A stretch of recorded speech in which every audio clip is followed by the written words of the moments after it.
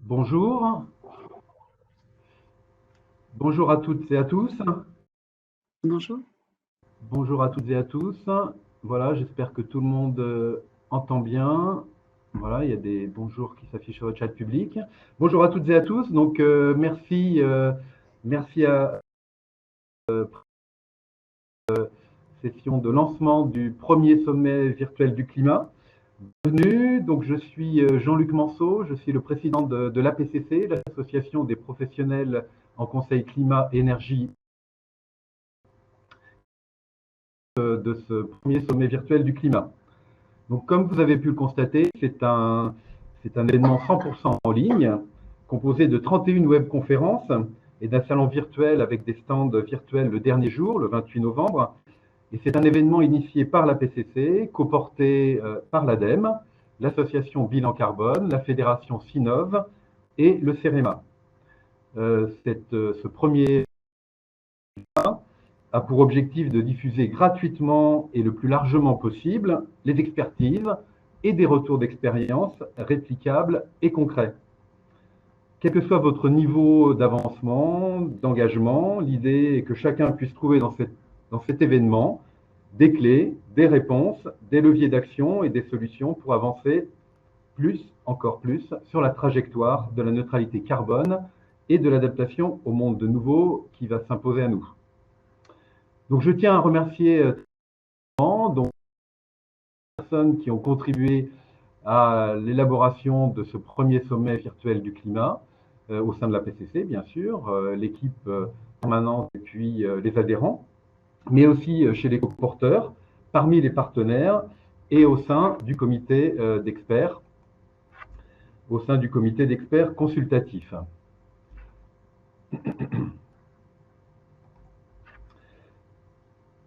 Donc je tiens aussi à remercier l'ensemble des sponsors et partenaires que vous voyez ici pour leur soutien.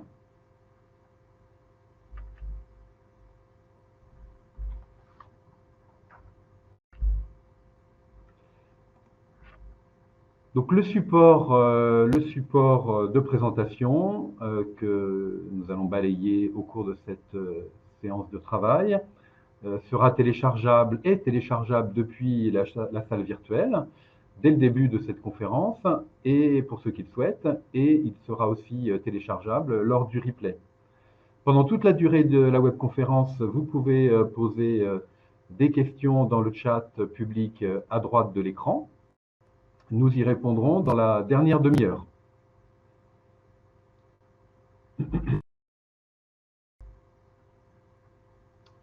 Alors pour cette première webconférence d'ouverture, nous accueillons quatre intervenants.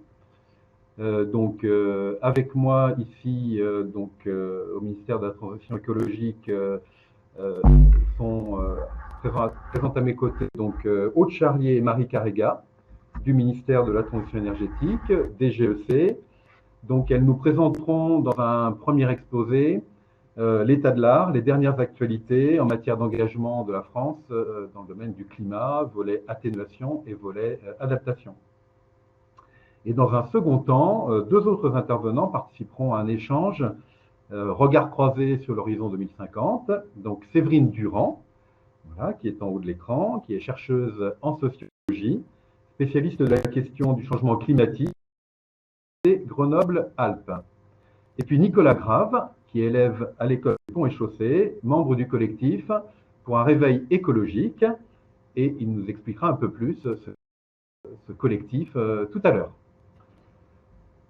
Alors nous avons en effet souhaité ouvrir ce premier sommet virtuel du climat qui va être largement consacré aux interventions du monde économique et des collectivités locales par un aspect un peu plus humain, en nous posant la question finalement comment davantage mettre en mouvement les citoyens et consommateurs que nous sommes tous pour être tournés vers l'horizon 2050 et respecter les engagements de la France.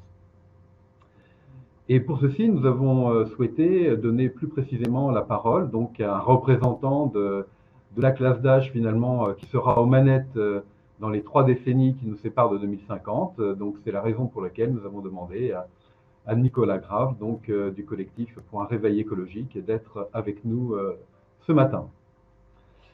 Mais avant d'aborder cet échange, sans plus tarder, je vais donner la parole donc à Aude Charrier et Marie Carrega, qui vont nous présenter en 20 minutes une synthèse de la politique française en matière de climat.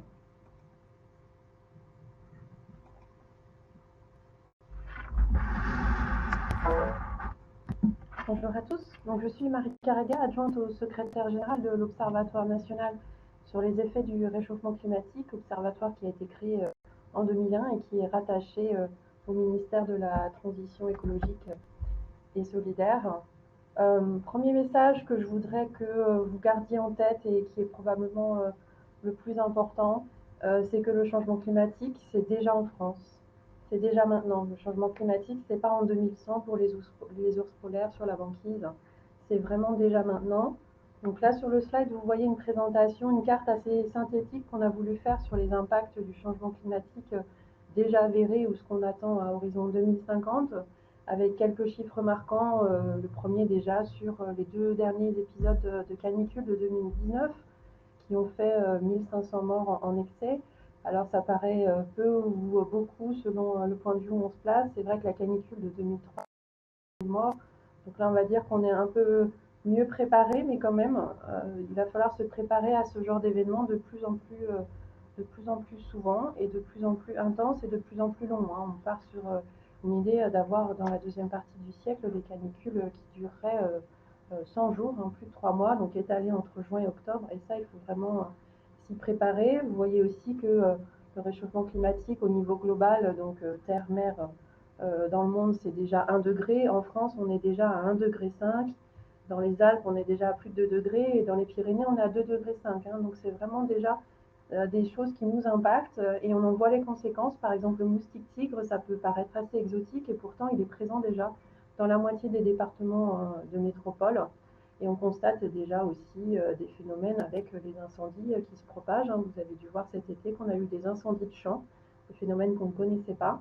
Il va falloir se préparer aussi à ce qu'à horizon 2050-2060, on ait un risque d'incendie en forêt de Sologne qui soit à peu près du même niveau que ce qu'on connaît actuellement en Méditerranée. Donc ça, c'est pareil, ce sont des choses à anticiper. Donc voilà vraiment quelque chose à garder en tête. Le changement climatique, c'est déjà en France et donc il faut tout faire pour le limiter au maximum et se préparer aux conséquences. Alors, donc Marie Carrega vous parlera un petit peu plus tard de ce que fait la France en matière d'adaptation au changement climatique, comment la France se prépare. Moi, je voudrais vous parler aujourd'hui de la réduction de nos émissions de gaz à effet de serre. Donc, qu'est-ce que fait la France pour agir, pour lutter contre le réchauffement climatique? Alors, où est-ce qu'on en est déjà en termes d'émissions de gaz à effet de serre? Vous savez que dans le cadre de l'accord de Paris, chaque État s'est engagé dans des contributions qu'ils ont chacun déterminées à horizon 2025 ou 2030 selon les États. Et finalement, quand on fait la somme de ces contributions nationales, on arrive aujourd'hui à un réchauffement climatique de plus de 3 degrés, si chaque pays fait ce qu'il a dit qu'il allait faire.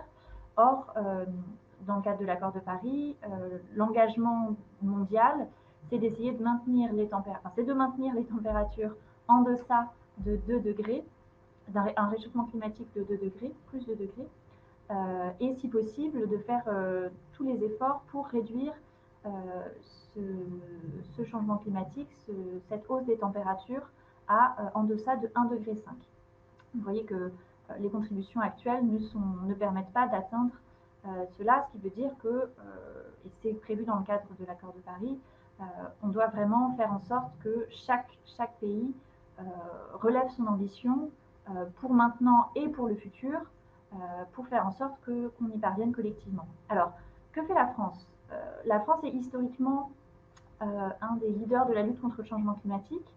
D'abord parce qu'on a les émissions de gaz à effet de serre parmi les plus basses ramenées au nombre d'habitants au sein de l'Union européenne et des pays du G20. Et puis, on a déjà réduit nos émissions de gaz à effet de serre entre 1990 et 2018 de près de 20%. Cependant, voilà, on doit clairement accélérer notre action parce que ces dernières années, les émissions de gaz à effet de serre ont stagné. Les derniers résultats montrent qu'en 2018, on a à nouveau une orientation à la baisse de nos émissions de gaz à effet de serre, mais ce n'est clairement pas suffisant et aujourd'hui, on n'est pas au niveau français sur les trajectoires qu'on s'est fixées, donc on va devoir accélérer l'action. Alors, qu'est-ce qu'on fait plus concrètement en France? Donc, on est en train d'adopter une stratégie nationale bas carbone, qu'on appelle aussi la SNBC. Alors, la stratégie nationale bas carbone, c'est un outil qui a été créé par la loi en 2015. Il y a eu une première stratégie nationale bas carbone adoptée en 2015. On est en train de la réviser. C'est la fin du processus de révision. Alors, qu'est-ce que c'est que cette stratégie? C'est une feuille de route pour atténuer le changement climatique en France. Alors, elle fixe un objectif de long terme qui est la neutralité carbone à l'horizon 2050. Qu'est-ce que c'est la neutralité carbone? C'est atteindre un équilibre entre les émissions de gaz à effet de serre sur le territoire français et les absorptions de gaz à effet de serre par des puits de carbone sur notre territoire. Donc ça veut dire qu'on ne peut pas émettre plus que ce que le territoire peut absorber. Ça, c'est l'objectif de long terme. La stratégie nationale bas carbone, elle fixe un autre objectif, on va dire en parallèle, qui est aussi de réduire l'empreinte carbone des Français, puisque d'un côté, quand on parle de neutralité carbone, on parle des émissions qui sont émises sur le territoire français. Quand on parle d'empreinte carbone, il s'agit aussi de s'interroger sur les émissions qui sont induites par la consommation de biens et de services qui sont importés. Cette feuille de route, cette stratégie, elle fixe une trajectoire pour parvenir à la neutralité carbone en 2050. Et sur la base de cette trajectoire, pour les 15 prochaines années, des budgets carbone. Ce sont des plafonds d'émissions sur lesquels que la France s'engage à ne pas dépasser par période de 5 ans. Et puis, cette stratégie, elle fixe des orientations politiques, des recommandations pour atteindre ces objectifs dans tous les secteurs d'activité. Cette stratégie, elle est issue d'un processus inclusif, c'est-à-dire qu'il y a eu beaucoup d'échanges à la fois avec le public lors d'une concertation préalable, mais également avec un ensemble de parties prenantes représentant des collectivités, des élus, des organisations non gouvernementales, des syndicats, des fédérations professionnelles de ces secteurs, pour faire en sorte que cette stratégie soit la plus partagée possible. Alors, pourquoi est-ce qu'on vise la neutralité carbone? C'est vraiment l'horizon qu'on s'est fixé. Ce sont des termes qui sont présents dans l'accord de Paris. Et puis, désormais, c'est un objectif qui est ancré dans la loi française, puisqu'on vient d'être adopté la loi sur l'énergie et le climat. Alors, la neutralité carbone en 2050, on peut considérer que c'est indispensable en cohérence avec les engagements qu'on a pris dans le cadre de l'accord de Paris. On peut considérer indispensable surtout pour parvenir à rester au niveau d'un relèvement des températures de 1,5 degré. On peut considérer que c'est réaliste, c'est-à-dire que dans le cadre de l'élaboration de cette stratégie, on a réussi à définir une trajectoire, un chemin pour parvenir à cette neutralité carbone, et on a réussi à définir une trajectoire qui ne reposait pas sur des paris technologiques majeurs où on développait des tas de nouvelles technologies qui sont balbutiantes aujourd'hui.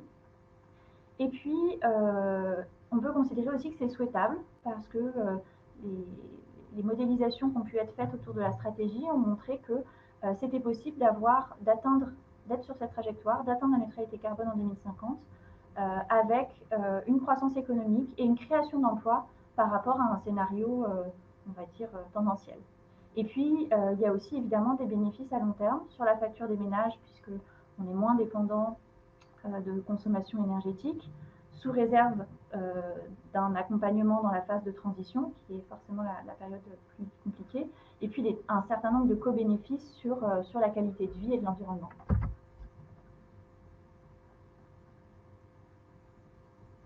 Alors, très rapidement, les grands enseignements, si vous devez retenir quelque chose de qu'est-ce que ça implique concrètement la neutralité carbone en 2050, ça veut dire décarboner l'ensemble de l'énergie que nous consommons à horizon 2050. Donc, pour l'électricité décarbonée, ça veut dire des énergies renouvelables et de l'électricité issue de la production nucléaire. Ça veut dire aussi de la chaleur qui est décarbonée, donc la chaleur renouvelable, et un usage accru de la biomasse. Mais ça veut dire concrètement plus aucun combustible fossile utilisé pour produire de l'énergie en France et consommé en France. Pour réussir à avoir une production d'énergie qui soit totalement décarbonée, en parallèle, ça veut dire également une très forte baisse des consommations d'énergie dans tous les secteurs d'activité, de l'ordre d'une réduction par deux, d'une division par deux par rapport à aujourd'hui. Il y a aussi évidemment des émissions de gaz à effet de serre qui ne sont pas liées à la combustion d'énergie. Je pense en particulier aux émissions du secteur de l'agriculture ou aux émissions issues des procédés industriels. Ces émissions-là, elles devront être réduites au maximum, mais nous savons qu'il restera des émissions qu'on appelle incompressibles à cet horizon 2050, tout simplement parce que, typiquement dans le secteur de l'agriculture, les émissions, elles sont directement liées au processus biologique. Voilà. Si on a du bétail, si on a des vaches, il y a des émissions. À partir du moment où on a des cultures, on a des émissions de protoxyde d'azote. Donc, il y a un certain nombre d'émissions incompressibles. Et donc, pour compenser, on va dire, ces émissions incompressibles qui resteront en 2050, il faut protéger et augmenter le puits de carbone. C'est un puits de carbone naturel issu des forêts françaises, également le puits de carbone associé au sol, notamment les sols agricoles, les prairies. Et puis, on envisage un recours raisonnable et limité à des technologies de capture et de stockage de carbone pour aider à compenser les dernières émissions, mais c'est un recours modéré et ce n'est pas une technologie sur laquelle on fonde tous nos espoirs. Donc, je ne vais pas vous présenter l'ensemble des orientations de la stratégie, ce n'est pas l'objet, mais juste pour vous montrer que c'est une stratégie qui concerne vraiment tous les secteurs, les transports, les bâtiments, les déchets, l'industrie, l'agriculture, la forêt, la production d'énergie. Ça, c'est des secteurs un peu d'activité, mais aussi de façon transversale, l'engagement des citoyens et l'éducation, l'emploi, la formation, les politiques économiques, l'urbanisme et l'aménagement du territoire, évidemment très très important en termes de déterminants indirects et à long terme de nos émissions. Et puis, comme je vous le disais, l'empreinte carbone. Voilà, juste un tout petit focus sur ce qu'on appelle justement ces déterminants indirects. Au-delà de réduire les émissions, de s'interroger à ce qu'on peut faire secteur par secteur, il y a un certain nombre de déterminants indirects qui vont en fait être très déterminants pour la réduction des émissions de gaz à effet de serre. L'orientation des flux financiers, qu'ils soient publics ou privés, vers la transition. Le développement de formes urbaines qui soient résilientes et économes en carbone. Et derrière cela, il y a notamment l'enjeu de limiter l'artificialisation des sols, qui a un impact à la fois sur le puits de carbone, mais aussi globalement sur les futures émissions dans le secteur des transports. Et puis l'engagement des citoyens dans la transition vers une culture bas carbone. Donc ça, c'est évidemment un enjeu clé, puisque derrière cette transition, on a besoin de citoyens qui modifient leur comportement petit à petit, c'est pas radical du jour au lendemain, qui modifient leurs habitudes de consommation et qui doivent être informés pour faire les choix les plus éclairés. Alors, je vais repasser la parole à ma collègue pour vous parler désormais d'adaptation au changement climatique. Oui, alors là, on vous a présenté tout ce qu'on essaie de faire pour limiter au maximum nos émissions de gaz à effet de serre, donc avec en ligne de mire la neutralité carbone à horizon 2050, qui, d'après le GIEC, est la seule possibilité de rester sous 1,5 degré. Pour autant, le climat d'ici 2050, on va dire que les choses sont à peu près jouées. Et on est principalement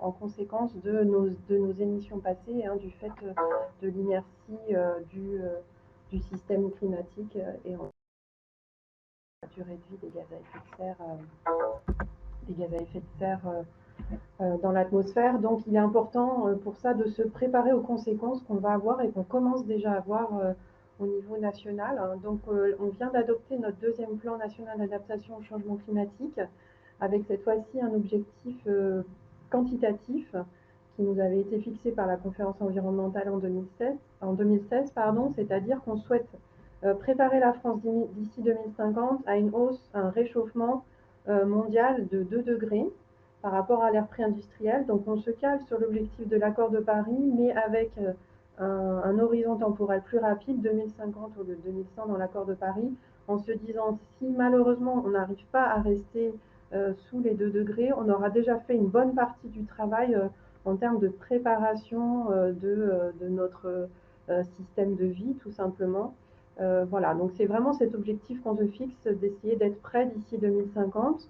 Ce plan national, il a été le fruit d'un an de coélaboration avec plus de 300 participants, des scientifiques, des experts, des élus, des représentants de la société civile, des représentants de l'État, donc toutes les personnes qui siègent notamment au Conseil national de la transition écologique et qui ont souhaité participer à ces travaux. Donc concrètement, on retrouve plusieurs priorités dans ce deuxième plan. Pour ceux qui connaissaient le premier, où on avait un peu fait une liste à l'après-vert de tout ce qu'on souhaitait faire, parce que voilà, c'était le premier, il y avait beaucoup de choses à faire. Dans ce deuxième, on a voulu mettre des priorités, notamment en ce qui concerne la territorialisation de cette politique. Alors là, l'adaptation, c'est vraiment une politique qui doit être mise en œuvre au niveau local. C'est vraiment au niveau local qu'on doit prendre des décisions impactantes, qu'on doit décider quel niveau de risque on accepte. Est-ce qu'on, par exemple, sur le littoral, est-ce qu'on continue à mettre des digues pour essayer de se protéger coûte contre la mer qui va continuer de s'élever, ou est-ce qu'on décide de reculer, ou pour l'instant on se protège et plus tard on recule. Ça, ce sont vraiment des décisions qui doivent être prises au niveau local. Et donc c'est important que cette façon de penser à long terme vraiment soit incluse dans toutes les décisions locales. On a souhaité également donner la priorité à ce qu'on appelle les solutions fondées sur la nature, qui ressemblent beaucoup à ce qu'on appelait à mon époque le génie écologique. C'est-à-dire, par exemple, si je reprends la situation du littoral, est-ce que je continue à mettre une digue ou est-ce que je vais plutôt essayer de réensabler ou est-ce que je vais remettre un peu de forêt pour stabiliser le trait de côte, etc. Donc, c'est vraiment sortir de ces solutions grises, on va dire, pour avoir des solutions plus vertes. On a toute la partie autour, évidemment, de la prévention des risques. On sait qu'on va avoir des risques de plus en plus importants, ou en tout cas des risques qui, à l'époque, des phénomènes qui revenaient une fois tous les 100 ans et qui risquent de revenir une fois tous les 10 ans, même une fois tous les ans, si on n'arrive pas à enrayer la hausse de la température. Et puis, évidemment, l'implication des filières économiques. Ça, c'est quelque chose qu'on avait déjà mis dans le premier plan, mais on a eu beaucoup de mal à embarquer le secteur économique qui, à part quelques certaines niches, globalement, on ne comprend pas, ne réalise pas qu'en fait, il est particulièrement sensible au changement climatique. Et typiquement, souvent, quand on va voir une entreprise, on leur demande est-ce que vous êtes climato-sensible, et la première réponse est non. Après, il faut creuser un peu pour voir qu'en fait, toutes les entreprises, tout notre secteur économique est en danger, donc il faut vraiment travailler aussi là-dessus. Donc, alors, un petit souci.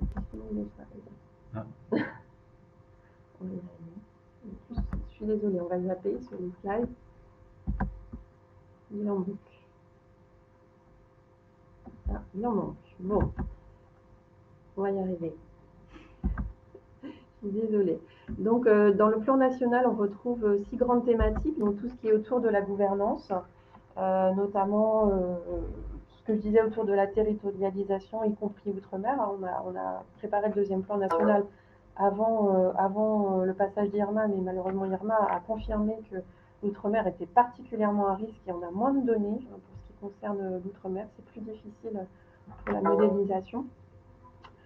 Donc tout ce qui est autour de la territorialisation, notamment on aimerait qu'il y ait dans chaque région un observatoire local du changement climatique qui permettrait vraiment aux élus de mieux comprendre ce qui se passe et d'aider à la prise de décision. Nous, on a mis en place, donc au sein du Conseil national de transition écologique, on a mis en place une commission spécialisée donc, qui suit l'avancement du plan et à qui on présente tous les ans en début d'année nos programmes annuels et en fin d'année on montre voilà, où on en est et avec des indicateurs de suivi. Pour ce qui est du domaine prévention, donc c'est ce que je disais, se préparer à avoir des incendies de type méditerranéen en Sologne. Donc tout ça se préparer à avoir de plus en plus d'inondations, notamment avec des terres de plus en plus imperméabilisées.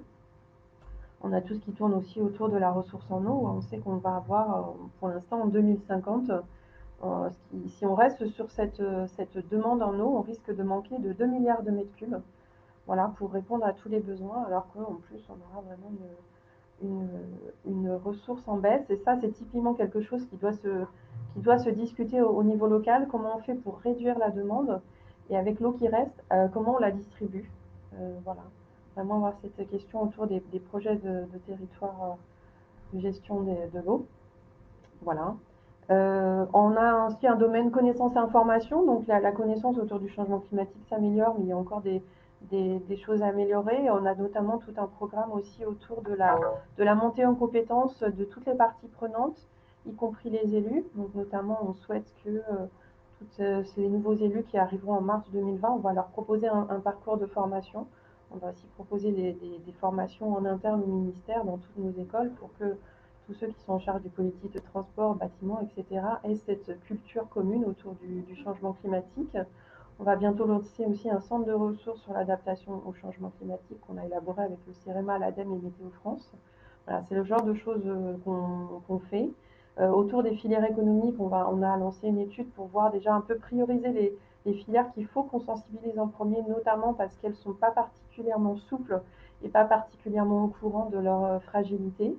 Et puis, on a toute une action autour de l'international, puisque voilà, il faut qu'on continue à porter la parole de la France au niveau des discussions climatiques, bien sûr, mais aussi dans toutes les discussions européennes, hein, les discussions autour de la politique agricole commune, les discussions autour de la directive cadre sur l'eau. Voilà, ce sont tous ces textes-là importants, structurants pour la France, qui doivent tenir compte du changement climatique. Et puis, une dernière action que j'aime bien citer, moi, c'est autour des fonds européens, puisque au titre de l'accord de partenariat 2014-2020, on avait 300 millions d'euros pour l'adaptation au changement climatique et on n'en a dépensé que 16%. Donc on se trouve dans une situation où il va peut-être falloir qu'on rende de l'argent à l'Europe, alors qu'il y a des gros besoins, et ça, c'est vraiment dommage. Alors, peut-être plutôt en conclusion, Marie a beaucoup insisté sur le fait qu'on a besoin des territoires et d'engagement des territoires, d'action au niveau local pour l'adaptation au changement climatique. Alors, c'est aussi très très vrai pour l'atténuation du changement climatique et la réduction des émissions de gaz à effet de serre. C'est vraiment un ensemble d'actions qui vont se faire en parallèle et en cohérence avec une déclinaison des politiques nationales qui vont permettre de réduire les émissions de gaz à effet de serre en France. Alors, ce qu'on a pu constater en élaborant la stratégie nationale bas carbone, c'est que environ 4/5 des orientations de la SNBC ne pourront être mises en œuvre complètement sans une action au niveau local. Donc, on a vraiment besoin de cette implication des territoires et je dirais plus globalement une implication de tous les acteurs, puisque la réduction des émissions de gaz à effet de serre, ça concerne l'État, ça concerne les collectivités, ça concerne les entreprises, ça concerne les citoyens, et tout ça doit se faire ensemble et en parallèle. Et voilà, c'est un peu le message à retenir, c'est que au-delà des stratégies et des actions qu'on peut mener au niveau national, on a vraiment besoin des territoires. Par ailleurs, la neutralité carbone, ce n'est pas un objectif qui peut se décliner forcément de la même façon territoire par territoire, puisque ça dépend aussi des capacités, typiquement il y a des territoires forestiers et puis des territoires pas forestiers, des territoires très artificialisés et non. Mais ce qu'on a pu constater, c'est qu'en gros, pour y parvenir, il faut vraiment mobiliser l'ensemble des leviers au maximum de leur potentiel. Donc on a vraiment besoin de cette ambition et que cette ambition soit portée sur le terrain. Et je terminerai par quelques exemples de dispositifs de soutien aux collectivités qui existent au niveau national. Alors je ne vais pas forcément tous les citer, mais ils sont sur la slide. Voilà, pour passer le message qu'il y a un certain nombre d'outils qui sont à disposition des collectivités, des outils, on va dire, de nature financière, par exemple le fonds chaleur renouvelable de l'ADEME ou les certificats d'économie d'énergie, et puis des outils plus organisationnels, des outils de connaissance, par exemple le fait que les données de l'énergie soient rendues accessibles aux collectivités et plus largement en open data, qui permet aussi aux collectivités et à un certain nombre d'acteurs de pouvoir faire des diagnostics de plus en plus précis sur leur territoire. Voilà, c'est un ensemble de choses qui sont à disposition des collectivités et de façon générale des acteurs de terrain pour qu'on puisse avancer collectivement. Et puis, évidemment, je n'ai pas cité ces mots, mais c'est essentiel pour la réussite de notre politique, c'est la planification aux échelles infranationales, donc la planification sur les sujets climat au niveau régional dans les SRADET et la planification au niveau plus local avec les PCAET, les plans climat, air, énergie territoriaux, documents dans lesquels on doit retrouver l'ambition du territoire en matière de changement climatique, d'atténuation du changement climatique, de réduction des émissions de gaz à effet de serre, mais aussi en matière d'adaptation au changement climatique, avec des documents très intégrateurs qui doivent justement porter un projet de territoire autour de ces dimensions, pour pas qu'elles soient seulement vécues comme des contraintes et des cases à cocher en disant oui, on essaye de réduire les émissions et de s'adapter. On s'arrête là? Oui, très bien. Merci. Merci mesdames d'avoir réussi cet exercice de résumer la politique climatique de la France en 20 minutes. Je me déplace un peu, voilà.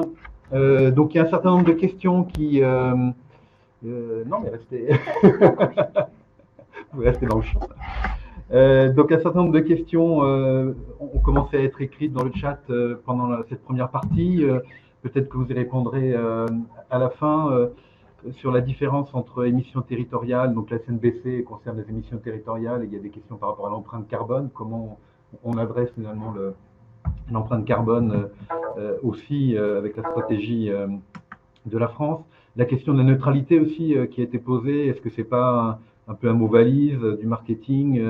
Est-ce que c'est vraiment un objectif réalisable? Voilà.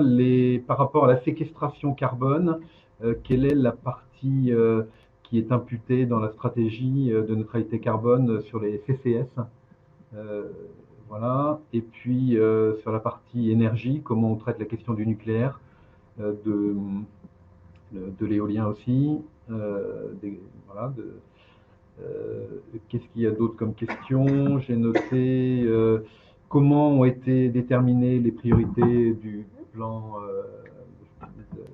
d'adaptation au changement climatique, et puis comment l'État finalement entend s'adresser à tout le secteur industriel avec cette SNBC. Voilà. Quelques questions voilà, qui sont les premières qui sont arrivées sur le chat. Il y en aura sans doute d'autres. Voilà, donc on va passer maintenant à la deuxième partie donc de cette webconférence. Si j'arrive à passer les diapos. Voilà, regard croisé sur l'horizon 2050, donc avec Séverine Durand et puis Nicolas Grave. Quelques mots d'introduction avant de leur donner la parole. Donc effectivement, on vient de le voir, la France se dote d'une ambition, d'une stratégie et puis de politiques publiques assorties de moyens, même si peut-être que certains pourront trouver que ces moyens sont insuffisants. Comme l'ont dit Marie Carrega et Aude Charrier, il appartient désormais aux acteurs du territoire de s'emparer de ces sujets, de ces enjeux pour les traduire en plans d'action et se projeter donc sur des trajectoires de réduction de gaz à effet de serre et d'adaptation au changement climatique d'ici 2050. Donc les acteurs du territoire, quels sont-ils? On a un certain nombre d'acteurs du territoire qu'on a adressés avec ce sommet virtuel du climat. Donc du côté du monde de la finance, c'est le nerf de la guerre évidemment. Des initiatives commencent à émerger pour repositionner les financements vers des activités vertueuses pour le climat. Quelques conférences du sommet nous renseigneront à ce sujet et l'avenir nous dira si ces actions sont suffisantes. Il est clair qu'une réorientation massive des flux financiers vers un modèle économique bas carbone est indispensable. Ça, c'est pour la première catégorie d'acteurs, le monde de la finance. Du côté des entreprises, ça bouge aussi, ça n'a jamais autant bougé. Côté stratégie bas carbone, économie circulaire, économie de la fonctionnalité. Et je voulais juste citer peut-être un exemple, un seul exemple d'une entreprise française du secteur de la chaussure qui lance un nouveau service, qui expérimente un nouveau service de location de chaussures, donc économie de la fonctionnalité, et aussi donc économie circulaire, puisqu'il y a aussi un service de reconditionnement de chaussures utilisées dans une usine en France. Donc c'est assez emblématique, assez exemplaire de la voie qu'il faudrait prendre en termes d'économie en France. Ce n'est qu'un exemple, mais qui me semble assez emblématique. Du côté des collectivités, on en a parlé, il y a les plans climat et énergie territoriaux, donc chaque établissement coopération intercommunale doit se doter d'un EPCI. La plupart travaillent dessus, beaucoup ont déjà été déposés. Entre le monde des collectivités locales et celui des entreprises, il y a un point d'interface, une zone de coopération à explorer, à approfondir, dans un certain nombre de territoires, des clubs climat déjà se mettent en place. Et effectivement, on sait que ces deux mondes-là, collectivité locale, monde de l'entreprise, se côtoient en se parlant insuffisamment. Et là, il y a un enjeu important à développer dans les prochaines années. Mais ce qui va nous intéresser dans les minutes qui viennent, c'est, au milieu de tout ça, c'est l'humain. C'est chacun d'entre nous, les citoyens que nous sommes. Nous allons être appelés en mars à élire les candidats qui porteront en particulier ces enjeux-là. Nous sommes aussi consommateurs. Tous les jours, nous pouvons faire des choix pour consommer en minimisant son empreinte carbone. Et puis aussi en tant que salarié, on peut choisir dans une certaine mesure, on le verra tout à l'heure, ça fera partie de la discussion avec Nicolas, on peut choisir son job, on peut choisir de se reconvertir aussi vers des activités plus vertueuses. Voilà, mais nous savons bien que cette neutralité carbone, pour qu'elle devienne réalité en 2050, et d'ailleurs Cyril Dion dans ses films Demain puis après-demain le montre bien, il faut qu'il y ait une conjonction entre finalement une demande citoyenne ou une demande de consommateur, la proposition d'un service ou d'un produit par une entreprise, et puis le soutien de la force publique, l'État et ou les collectivités locales. Voilà un petit peu le mot d'introduction pour introduire cette discussion avec Séverine. Donc, vous êtes chercheuse en sociologie, vous êtes spécialiste des comportements face au changement climatique. Donc, d'après vous, comment on peut passer de cet homo economicus que nous sommes tous à citoyen, consommateur? Est-ce possible, ou plutôt comment est-ce possible d'ici 2050? Si vous pouvez mettre votre micro, s'il vous plaît, Séverine. Excusez-moi. J'avais mis la caméra, mais pas le micro. Alors, malheureusement, je ne vais pas avoir ma petite formule magique à partager, mais non, je peux effectivement partager mes réflexions avec vous sur ce sujet. Alors, je pense que nous sommes tous, nous sommes citoyens acteurs dans notre quotidien. Tout ce que nous faisons a des conséquences sur la société dans laquelle nous vivons, puisqu'une société, ce n'est que l'ensemble des individus qui la composent. Et alors, pour être un peu contrariante, c'est un peu souvent dans les sciences sociales, c'est par là qu'on commence, par critiquer la question qu'on nous pose, de dire que l'homo economicus, qui est une catégorie, on va dire, économique classiquement utilisée, en fait, d'un point de vue purement sociologique, il n'existe pas vraiment. C'est-à-dire que ça serait une logique rationnelle pure. L'homo economicus, ça veut dire quoi? Que nous prendrions nos décisions selon une analyse de coût-bénéfice de ces décisions pour notre individu. Bon, aussi, un fonctionnement d'entreprise peut-être peut être vu comme ça. Un fonctionnement humain, c'est beaucoup plus complexe parce que l'humain, ce n'est pas que de la raison, mais c'est aussi des émotions. Et c'est un mélange complexe de ces deux éléments qui va être, en fait, qui va orienter nos choix.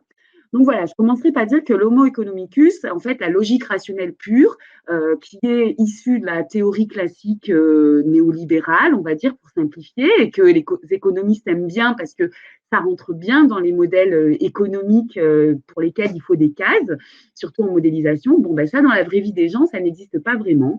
Et nos choix, en fait, sont-ils économiques, en fait, reposent en sont inscrits plutôt, on va dire, dans la complexité de la vie, c'est-à-dire qu'il y a des éléments économiques qui influencent nos choix, mais pas seulement. Il y a également des éléments moraux, éthiques, sociaux, plein d'éléments.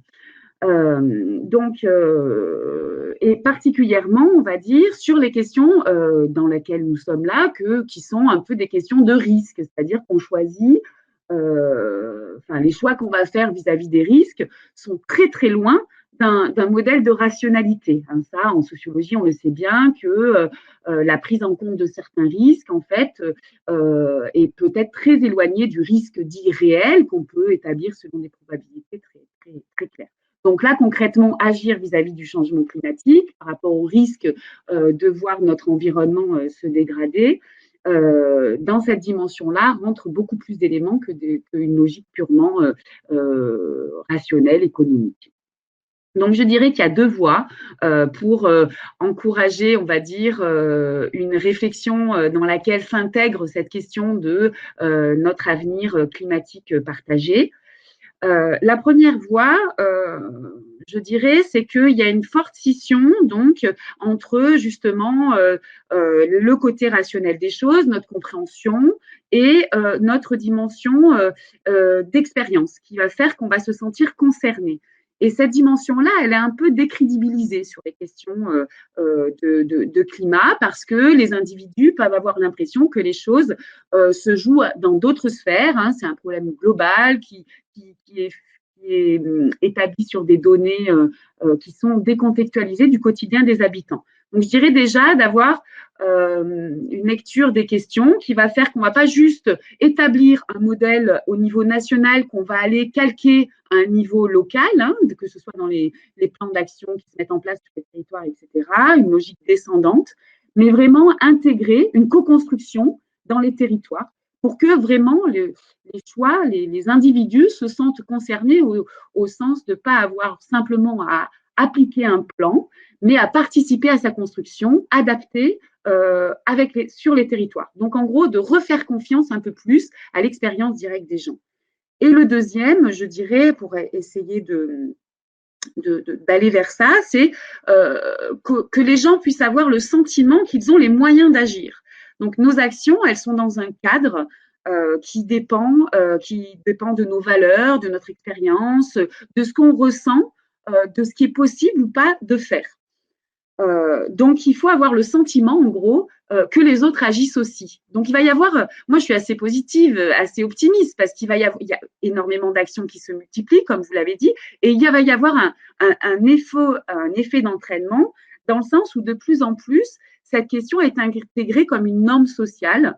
Voilà, l'environnement, le climat, c'est quelque chose qui est précieux pour l'avenir de l'humanité, et du coup, que nous avons la co-responsabilité tous ensemble de protéger. Donc, au plus ça va être intégré, et c'est en train de se faire comme une norme forte, au plus nos décisions individuelles seront inscrites dans ce cadre et du coup, pourront difficilement aller à son encontre. Et enfin, je dirais que le troisième, là, c'est plutôt la dimension sociale. Et enfin, au niveau organisation, l'action publique, bien évidemment, a un effet levier très important, puisque ça va permettre d'orienter nos choix économiques. Souvent, on tourne les choses, c'est pour ça que je critique un peu cette vision homo economicus, c'est un peu comme si l'individu était livré face à ses choix et que oui ou non, il décidait ou pas de sauver la planète. C'est un peu plus compliqué.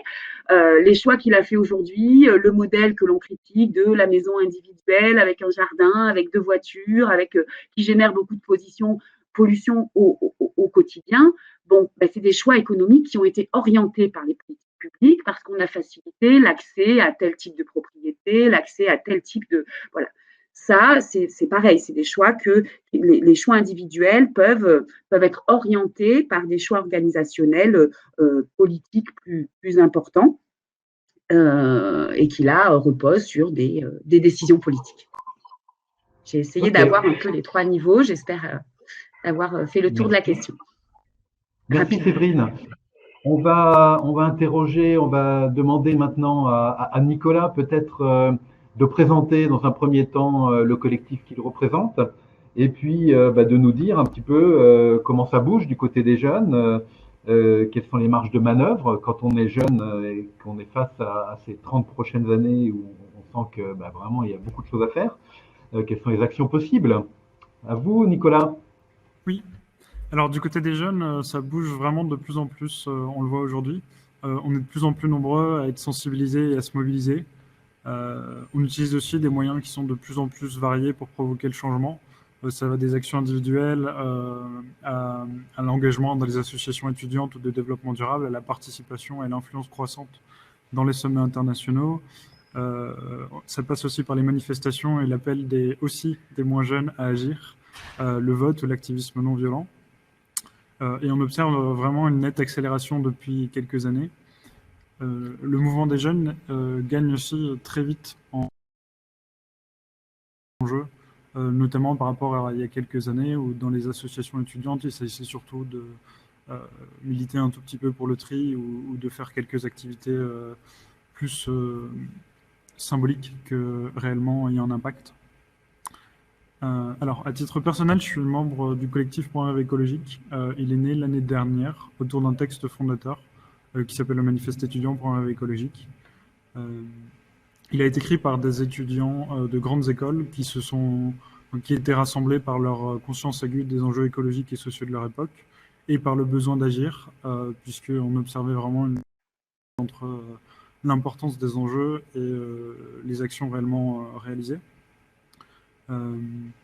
Et donc, ces étudiants de grande école ont décidé l'année dernière de tirer parti de leur poids politique et de rédiger ce texte-là, tout en étant conscient de ne pas être représentatif de l'ensemble des étudiants. Et ce n'est pas la prétention non plus qu'ils ont, que nous avons. Donc oui, face à l'apathie et à l'inertie vraiment du système qu'on a observé, on a souhaité exprimer cette schizophrénie qui nous pousse à aller travailler dans un système auquel on ne croit plus. On est conscient de la situation, mais enfermé dans des perspectives d'avenir professionnel qui ne nous semblent pas aller dans le sens de la résolution du problème qui est pourtant vital. Alors que c'est un vrai problème, puisqu'on passe un tiers de nos journées aujourd'hui au travail, enfin plus d'un tiers de notre temps en fait, et c'est complètement négligeable, par exemple, juste prendre son vélo pour aller au bureau si on est dans une entreprise qui fabrique ou vend des voitures qui sont énormes, qui aujourd'hui s'approchent plus de tanks que de petites voitures vers lesquelles on devrait se diriger. Donc on a lancé le manifeste l'année dernière dans lequel les jeunes refusent d'aller travailler pour des entreprises dont l'engagement n'est pas à la hauteur de l'urgence. Et ça a eu un gros impact. On a eu plus de 31 000 signatures d'étudiants de supérieur dans de grandes écoles comme Polytechnique, HEC, les Arts Amitiés et aussi la mienne, École des Ponts. Plus particulièrement, en tant qu'étudiants et jeunes diplômés, on a remarqué qu'on avait 2 leviers qui ne sont pas forcément très bien abordés par les autres associations, et c'est pour ça du coup qu'on a lancé ce mouvement. C'est le choix des emplois et la transformation de la formation qui est dispensée dans nos écoles. Donc à partir de ce texte-là et de ces 2 axes d'action, donc l'enseignement et les entreprises, on a travaillé pendant 1 an avec des experts, des associations. On est intervenu devant des entreprises, on a rencontré des directeurs de développement durable, des directeurs des ressources humaines, on essaie d'intervenir dans des COMEX. On a lancé donc des projets aussi avec des directeurs d'établissement et on lance maintenant une plateforme sur laquelle on propose aux étudiants et aux jeunes diplômés beaucoup d'outils pour analyser le sérieux de leur futur employeur en matière de transition écologique qu'on peut trouver sur le site pourunrêveécologique.org. Avec oui, une quantité d'outils, donc il y a tout ce qui est questions à se poser, où trouver les réponses à ces questions, des réponses de grandes entreprises à ces questions et qui en disent parfois beaucoup, et aussi le fait de ne pas y répondre en dit beaucoup sur les entreprises elles-mêmes. Et oui, tous les secteurs d'activité sont vraiment concernés par la transition écologique et on essaye du coup de s'adresser vraiment à tous les secteurs, que ce soit le secteur automobile, comme les hôpitaux, les agriculteurs ou les banques. Et en plus, comme l'urgence écologique, elle nécessite vraiment de plus en plus de jeunes bien formés pour comprendre et agir dans cette direction-là, dans leur domaine. On propose aussi des guides et des méthodes aux étudiants pour transformer leur formation, identifier ce qui est déjà fait dans leurs établissements, négocier avec leurs professeurs et la direction de l'établissement, co-construire des formations adaptées et mettre en place ces nouvelles formations. Déjà des ambassadeurs dans plus de 400 établissements et grandes écoles et universités. Voilà. Okay. Merci Nicolas. La liaison n'est pas excellente. C'était bien au début, mais après ça s'est un peu dégradé. Là, je ne sais pas si c'est que de notre côté ou de votre côté, Nicolas. Merci en tout cas Nicolas pour la présentation du collectif. Là sur le chat, effectivement, avec en réaction, ou plutôt par rapport aux propos donc de Séverine et de Nicolas, notamment des retours d'expérience. On a vu passer un message sur le retour d'expérience de Roubaix, ville zéro déchet, donc pour abonder dans le sens de la confiance et puis l'implication des habitants des territoires et la mise en œuvre des choses que les habitants ont. Plusieurs aussi questions qui tournent autour de la place de la réglementation. La place de la réglementation, peut-on imposer les choses? Alors, Séverine, j'ai envie de vous poser la question avec votre regard de sociologue. Qu'est-ce qu'on peut répondre donc à ceux qui disent l'écologie c'est liberticide, on veut pouvoir par exemple continuer à voyager, pour prendre un exemple de comportement climaticide.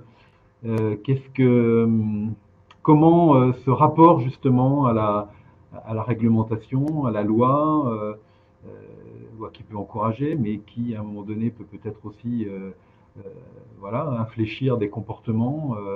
Est-ce que vous pouvez nous dire des choses par rapport à ça dans l'histoire de l'humanité, de la France peut-être? Je ne sais pas, est-ce qu'il y a des choses par rapport à ça? Oui, pardon. En quoi le changement climatique est liberticide, c'est ça? Ou comment la réglementation? Voilà. D'accord. Écoutez, je dirais liberticide, je sais pas. Disons qu'il est, je pense, plutôt conforticide.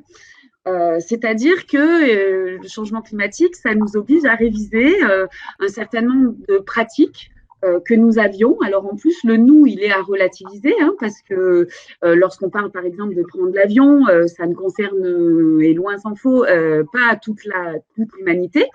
Mais là, je vais cadrer un petit moment le discours. Donc, le nous, c'est nous, occidentaux privilégiés, qui avons la chance d'avoir un tel niveau, on va dire, économique, qu'on en est à se poser des questions de confort qui dépassent la simple survie de savoir comment être en sécurité, se nourrir, se loger et manger convenablement. Donc, je dirais qu'il est plus que le changement climatique nous oblige donc à revoir un certain nombre de conforts que nous avions acquis jusque-là et que repose effectivement sur un, comme je le disais tout à l'heure, c'est un modèle que l'on a construit, un modèle de développement que l'on a eu, la maison individuelle et de voiture, partir en voyage à l'autre bout du monde, c'est ça la réussite de notre société. En tout cas, c'est ça qui fait qu'on peut se dire pleinement satisfait. Et donc, le changement climatique nous obligerait à remettre en question ça, et c'est très contrariant. Je dirais qu'on peut juste revoir les éléments de cette question, dans le sens où je pense qu'actuellement, l'actualité sociale, mondiale et politique actuelle nous permet de questionner ça. C'est-à-dire, les Gilets jaunes qui ont fêté leur 1 an hier en Europe, enfin en France, mais également à l'échelle de l'Europe, nous donnent une première indication que d'un point de vue social, notre modèle n'a pas l'air d'être autant un modèle de réussite et pour tout le monde. À l'échelle, si on dézoome de notre cas européen, si on dézoome toute l'actualité politique actuelle en Amérique du Sud, avec ce qui se passe au Chili, qui est éminemment, je trouve, extrêmement intéressant, d'un point de vue très distant. Hein, je ne suis pas dans le quotidien des horreurs qui sont produites là-bas, mais à distance, c'est quand même, le Chili est quand même l'incarnation même de ce modèle néolibéral, consumériste de ressources naturelles et de développement économique très très important pour certains et au détriment des autres. Et là, qu'est-ce qui se passe? Le peuple est en train de vraiment remettre en question ce modèle-là, qui n'est pas si confort pour tout le monde apparemment. Du coup, si je voulais en arriver, si j'allais sur cette piste, c'est pour dire que on peut remettre en cause cette idée et que peut-être que remettre en question le fait effectivement de ne plus avoir cette mobilité effrénée que nous avons acquise, et il faut se rappeler de manière très courte, c'est-à-dire que ça fait combien de temps qu'on peut prendre l'avion de manière que la France, on va dire la classe moyenne peut se permettre de prendre l'avion pour partir en vacances. C'est très très récent. Donc c'est pas comme si c'était quelque chose qui était profondément inscrit dans nos besoins vitaux. C'est quelque chose que l'on peut rapidement. Je reprends l'exemple de l'avion, mais il y en a plein d'autres. Mais disons qu'il est assez emblématique. Voilà, c'est pas quelque chose qui est profondément inscrit dans notre fonctionnement de société. C'est certainement pas un besoin vital. Et ça ne concerne qu'une petite partie de la population, quand une très large partie de la population, en ce moment, nous montre par les diverses agitations sociales qu'il y a à travers le monde que ce modèle de développement qui serait si parfait ne l'est pas tant que ça. Et donc, je dirais que la crise environnementale actuelle, qui est, comme ça a été dit dans la présentation, qui est sans précédent et qu'il nous faut prendre très au sérieux parce que c'est quand même de l'avenir de notre espèce dont nous parlons. Et pour moi, c'est une opportunité fantastique et peut-être complètement inédite de repenser le fonctionnement même de nos sociétés vers une société plus équitable, plus juste et avec une répartition des ressources et des richesses qui satisfasse beaucoup plus de monde. Et donc, le contre-pied de cette réglementation contraignante qui nous dirait, d'un coup, des taxes importantes nous empêchent de prendre l'avion, alors que on peut le retourner, je pense qu'elles sont nécessaires aussi, ceci dit, mais je pense qu'on peut le retourner dans cette opportunité d'encourager plus de justice et d'égalité pour tous dans un modèle de sobriété plus heureuse, de repenser nos modèles de déplacement urbain, imaginer une ville de demain où il n'y aura plus de voitures et que de la mobilité douce. Moi, je n'ai pas l'impression que ça atteint mon confort d'occidental et pourtant j'ai la chance d'en faire partie. Mais au contraire, personnellement, ça me fait rêver que de me déplacer dans une ville où il y aura moins de bruit, moins de danger pour mes enfants et un air beaucoup plus pur pour mes poumons puisque plus de pollution atmosphérique. Voilà comment je répondrai à cette réponse en disant que j'y vois pas, au contraire, une perte, mais de retourner ça dans tout ce que nous avons à y gagner et surtout tout ce qu'a à y gagner la majorité qui a été pendant longtemps silencieuse, perdante du monde et qui, là, actuellement, il me semble, se fait de plus en plus attendre, les perdants de ce système économique qui nous a permis de prendre l'avion et d'avoir la clim un peu partout, mais qui est, d'un point de vue social, loin, très très loin d'être équitable, et d'un point de vue environnemental, absolument pas viable. Ok, voilà. Merci pour cette réponse, Séverine. Quelques questions, peut-être, si Nicolas, si la liaison s'est un peu améliorée. Donc, des questions pour vous, Nicolas, sur... qu'est-ce que j'ai fait là? J'ai dû faire... oui, j'ai cliqué à un mauvais endroit, excusez-moi. Donc, Nicolas, oui, des questions par rapport au collectif, là, effectivement, par exemple, sur le revenu de base universel, j'imagine que c'est ça la question. Est-ce que ça pourrait justement permettre du coup de choisir un emploi qui satisfasse ses aspirations? Est-ce qu'il y a une position du collectif là-dessus? Et puis pour élargir peut-être un peu la question, donc du coup voilà les modes de vie, des jeunes actuellement, de certains, voilà, certaines aspirations des jeunes. J'ai lu récemment un article qui ciblait la les jeunes en disant bah, c'est la génération finalement qui pollue le plus, soit par les voyages et puis aussi avec la frénésie à utiliser les outils numériques et qui sont aussi euh, une cause importante de gaz à effet de serre au niveau planétaire. Euh, donc voilà, est-ce que par rapport à ces enjeux-là, à la fois politiques et puis de comportement, comment vous positionnez, est-ce que le collectif a des choses à dire et, voilà, à tous les jeunes, et peut-être pas simplement aux jeunes en grandes écoles, pour élargir un petit peu? Alors, j'espère que vous m'entendez bien, que c'est pas saccadé. Si... C'est mieux Ça là. va. Et Donc, oui, enfin, se projeter dans l'avenir quand le quotidien est difficile, c'est vraiment une question compliquée, d'autant plus que pour les personnes qui n'ont pas vraiment cette possibilité financière d'anticiper véritablement l'avenir. Mais je pense que déjà pour ces personnes-là, on peut déjà agir par son vote ou par son temps libre en association. Et il y a aussi beaucoup d'actions écologiques qui sont compatibles, qui sont également économiques, donc tout à fait compatibles avec des ressources financières un peu plus faibles. Comme le disait Séverine, euh, il faut aussi essayer de provoquer le changement du système d'un point de vue social et environnemental. Euh, enfin, c'est quelque chose qui est vraiment finalement couplé. Euh, euh, Et puis, oui, cette mobilisation, elle est vraiment nécessaire, puisque de toute façon aussi pour les personnes qui ont un peu plus de difficultés et qui ne sont pas dans les positions privilégiées dans lesquelles nous sommes, euh, cette mobilisation, elle est nécessaire aussi, puisque l'avenir a aussi pour eux de grandes chances d'être moins souhaitable. Et si on ne prend pas la mesure des problèmes qui pourraient être engendrés par tout ce qui est ressources ou dégradation environnementale, euh, et tout ce qui est changement climatique. Alors, vous m'aviez posé la question de est-ce qu'une majorité se mobilise aujourd'hui pour le climat? Alors, la mobilisation, ça représente, je pense, pas aujourd'hui une majorité encore, même dans nos écoles, bien que ce soit vraiment en croissance tout à fait exponentielle, notamment ces dernières années. J'ai par exemple deux exemples. À Sciences Po Toulouse, dans l'association écolo, ils sont passés de 15 à 100 étudiants en 3 ans. Ou AgroParisTech, où ils sont passés de 10 à 40 en un an. On entend en fait aujourd'hui des positions qui pouvaient être vues comme fortes ou marginales, et qui sont vraiment devenues des pensées presque dominantes aujourd'hui dans le monde des jeunes.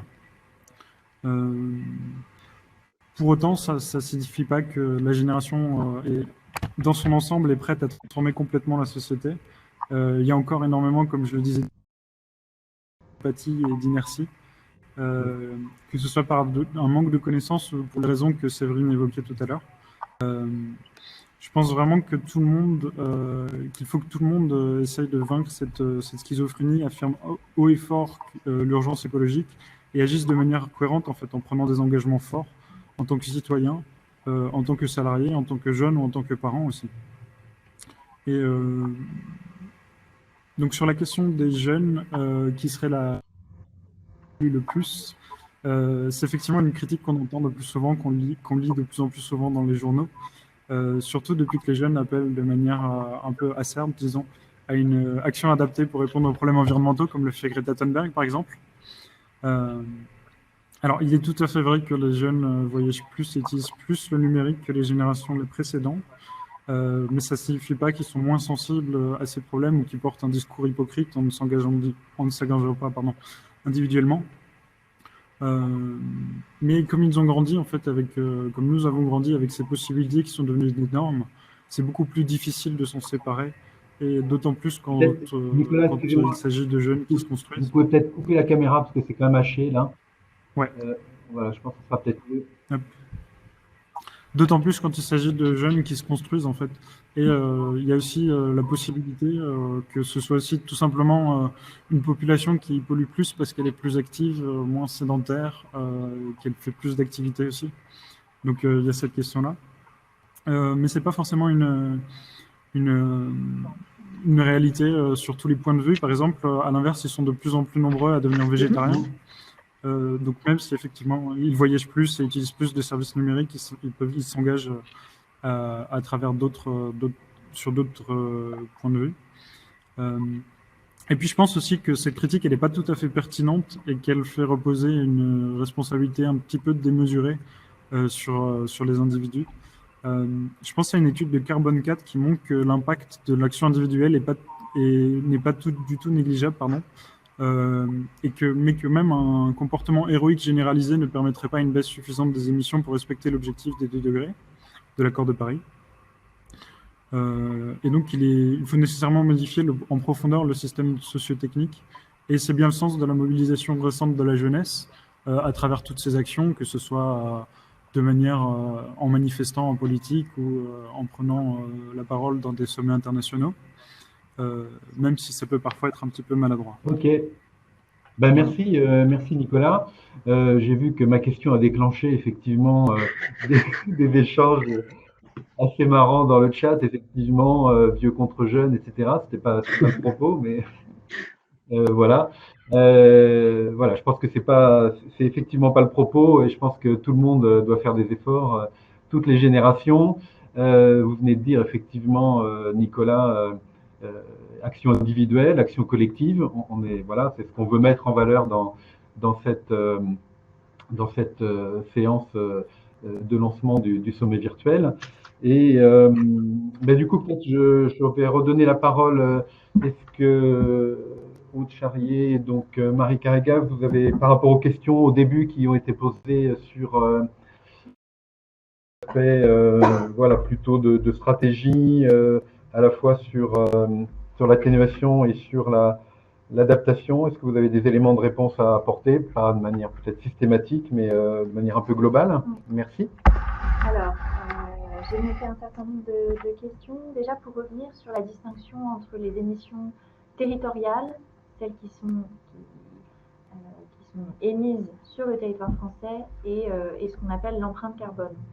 Donc, effectivement, dans les émissions territoriales, on prend en compte l'ensemble des émissions associées à la production en France, mais tous les produits et les services qui seraient importés, du coup, on ne prend pas en compte les associés à la production dans un pays étranger, les émissions associées au transport international en dehors des frontières de la France. C'est ça la distinction en fait entre l'empreinte carbone et les émissions territoriales. L'objectif de neutralité carbone qu'on s'est fixé en France pour 2050, ça porte bien sur les émissions du territoire français, non pas sur l'empreinte carbone. Cela étant, on a un objectif de réduire cette empreinte carbone et dans la stratégie nationale bas carbone, il y a un certain nombre d'orientations qui visent à réduire cette empreinte carbone, à la fois, c'est un peu sur différents plans, à la fois en termes d'action internationale, donc évidemment pour réduire l'empreinte carbone de notre consommation, un type d'action, c'est d'agir sur les émissions des autres pays. Donc ça, c'est toute l'action diplomatique de la France pour faire en sorte que les autres pays réduisent leurs émissions à la même vitesse, ou en tout cas le plus rapidement possible. Alors c'est évidemment très, très vrai pour les émissions au sein de l'Union européenne, puisqu'on a énormément de politiques communes au sein de l'Union européenne avec les autres pays.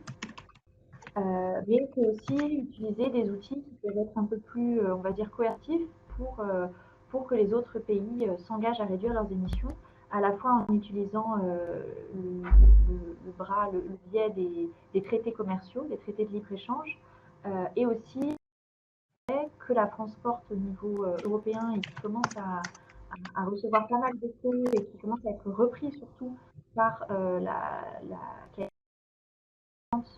la prochaine présidente de la Commission européenne, qui est l'idée d'avoir ce qu'on peut s'appeler une taxe carbone aux frontières, c'est-à-dire d'intégrer dans le système de fiscalité les politiques de réduction des émissions de gaz à effet de serre des autres pays, avec une taxe carbone qui serait plus ou moins élevée selon les politiques mises en place, ou la tarification du carbone mise en place dans des pays en dehors de l'Union européenne. Donc ça, je dirais, c'est l'action un peu internationale. Il y a des orientations qui s'adressent plutôt aux entreprises sur une meilleure prise en compte dans les bilans, d'émissions de gaz à effet de serre et dans l'action des entreprises, justement de cette dimension empreinte carbone, puisque souvent les entreprises sont plutôt engagées dans la réduction des émissions dont elles sont, on va dire, très directement responsables. Donc il y a tout un travail à faire pour qu'elles puissent mieux prendre en compte les émissions associées aux importations dont elles sont responsables. Puis il y a une autre dimension, c'est l'information du consommateur. L'information du consommateur sur les biens de consommation et l'impact environnemental, l'impact carbone des importations. Et puis il y a une réponse qui est un peu qui est une réponse qu'on essaye de porter, un message aussi qu'on essaye de porter dans la stratégie nationale bas carbone, c'est que finalement, comme on a des émissions qui en France sont relativement plus faibles que dans un certain nombre d'autres pays, notamment de grands pays auprès desquels on importe des biens de consommation, finalement, politique industrielle et donc réindustrialisation de la France, production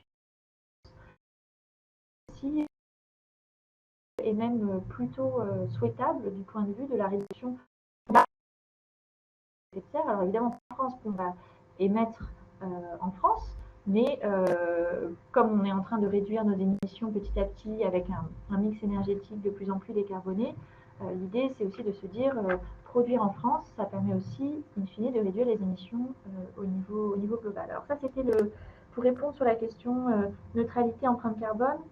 Neutralité, est-ce que c'est réalisable? Concrètement, ça veut dire à peu près diviser nos émissions par 6 par rapport à nos émissions de 2015. Bon, ça vous parle peut-être pas trop. En tout cas, on a bien défini une trajectoire qui nous permet d'y parvenir, avec évidemment des hypothèses assez fortes sur la vitesse de rénovation des logements, par exemple, ou de façon générale des bâtiments, sur la vitesse à laquelle le véhicule électrique va se développer, par exemple. Forcément, il y a des hypothèses assez fortes, et des hypothèses structurantes en termes aussi de changement un peu systémique, c'est évident. Néanmoins, voilà, nous, on part sur l'idée que c'est réalisable, et puis sinon, on serait un petit peu déprimé tous les jours si on n'y croyait pas un tout petit peu. Je reviens sur les questions de séquestration. Donc, dans le scénario, il y a une hypothèse de développement des technologies de capture et stockage de carbone à hauteur environ de 15 millions de tonnes de carbone, de CO2 capté et stocké. Et ça, c'est à mettre en regard du puits total estimé en 2050 à 80 millions de tonnes. Donc, c'est 15 millions de tonnes sur 80 millions de tonnes. Et donc, les 65 millions de tonnes restantes, c'est le puits de carbone du secteur de la forêt et globalement de l'ensemble de ce qu'on appelle le secteur des terres, donc qui inclut la forêt et puis l'usage des terres, les terres agricoles en particulier et notamment les prairies.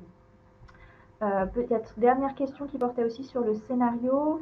Qu'est-ce qu'on dit du nucléaire? Alors, eh bien, pas énormément de choses, puisque comme vous le savez, aujourd'hui, il n'y a pas de décision gouvernementale, grosso modo, au-delà de l'échéance de la prochaine programmation pluriannuelle de l'énergie, donc qui nous amène à 2028. Il n'y a aujourd'hui pas de décisions qui ont été prises sur la relance d'un programme nucléaire ou non. Et donc le scénario qui est derrière la SNBC ne se prononce pas sur la part relative du nucléaire et des énergies renouvelables pour la production d'électricité à horizon 2050. Cette stratégie, elle va être révisée tous les 5 ans. Et donc tous les 5 ans, on va pouvoir dire des choses plus précises sur les hypothèses, prendre d'autres décisions structurantes et puis revoir aussi si notre scénario il est réaliste, s'il y a des choses qui se sont développées plus vite que prévu ou au contraire moins vite. Alors, de façon générale, sachez que le projet de stratégie nationale bas carbone, il est en ligne sur le site du ministère. Il y a un projet complet, il y a un résumé, il y a un document de 4 pages, et qu'il y aura une consultation du public sur une nouvelle version un peu mise à jour prochainement. Alors, je ne peux pas vous dire la date, mais globalement, d'ici la fin de l'année, la consultation publique sera lancée.